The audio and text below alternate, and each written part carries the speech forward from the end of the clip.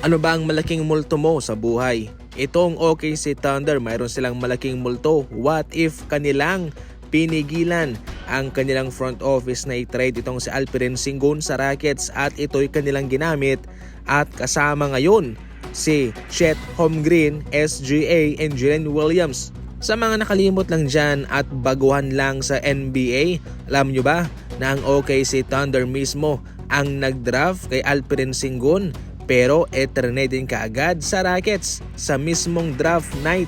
16th overall pick itong sa Alperen Sengun way back 2021 NBA draft. Ngunit kinailangan siyang i-trade ng OKC Thunder para kanilang makuha ang dalawang future first round picks galing naman sa Rockets. Ang mga picks na ito ay nanggaling mismo sa Detroit Pistons at sa Washington Wizards na siyang pagmamay-ari ng Houston Rockets. One of the best executives sa ngayon itong si GM Presti ng OKC Thunder, pero maraming mga eksperto ang nakakapansin na tila siya nagsisisi sa kanyang pag-trade kay Alperen Sengun.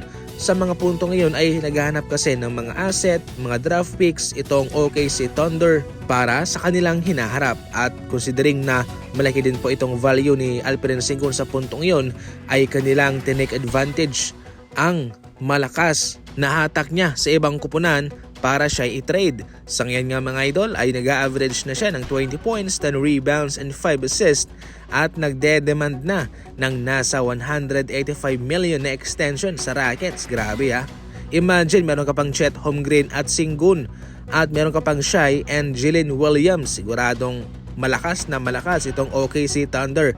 Mas malakas pa ang kanilang magiging team kasama si Sengun kumpara sa team na nagkampiyon ngayon. Meron kasing mga usap-usapan itong si Alperen Sengun ay wala ring interest na mapunta sa OKC Thunder at nilabel niya ang kanyang workout sa kanila bilang one of the worst workout niya. At masaya raw itong si Alperen Sengun na siya'y napunta sa Rockets dahil marami ang nagsasabi na boring daw ang OKC. At ang payo sa kanya ng kanyang mga tagapagsuporta at mga kaibigan ay sana huwag daw siyang mapunta sa OKC. Siguro na sabi nila na boring ang OKC sapagkat sila'y nagre-rebuild. Pero kitang-kita naman sa ngayon na naging successful ang kanilang pag-rebuild mga idol at nagkampiyon pa nga sila. Sa ngayon, ang kinilabasan ng dalawang pick na kapalit ni Alperen Sengun ay si Ousmane Dieng. Ginamit nila ang isa sa mga first round pick na kanilang nakuha sa Rockets para sa isang package para umangat pa sa NBA draft noong 2022 at kanilang i-draft itong si Ousmane Dieng na sa ngayon ay hindi naman ganong nabibigyan ng posisyon sa kanilang rotation. Yung isang draft pick ay hindi pa nagagamit ng Thunder.